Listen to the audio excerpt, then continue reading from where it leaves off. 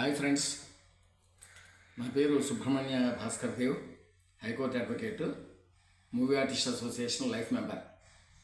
ఇప్పుడు నేను శ్రీమతి లలితా చండి గారు రాసినటువంటి కవితా సంపుటి నుంచి ఒక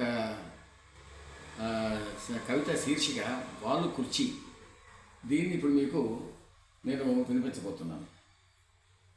ఏంటంటే, వాలు కుర్చీ రాజుగారి ఇంట్లో రాజసంగా వెలిగిన కుర్చీ.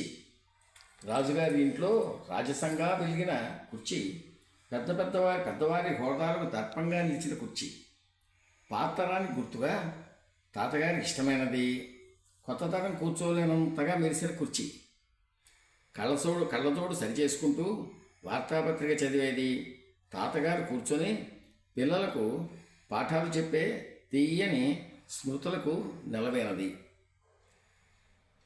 తాతగారు కూర్చొని పిల్లలకు పాఠాలు చెప్పే తీయని స్మృతులకు నిలవైనది.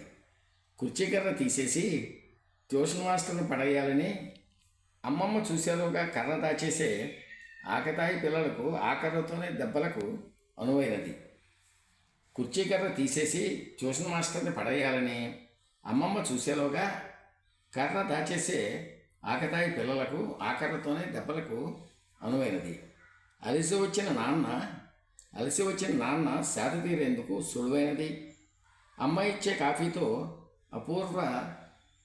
అపూర్వమైన దృశ్యమైంది. చాలా కాలం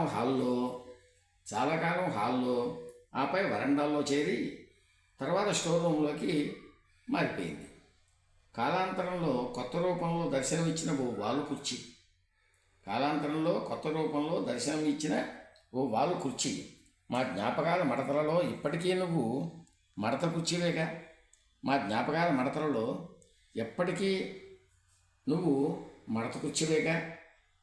ఇది శ్రీమతి లలితా చండి గారు రాసినటువంటి కవితా సంపుటిలోంచి వచ్చినటువంటి వాలు కుర్చీ. విని ఎంజాయ్ చేయండి.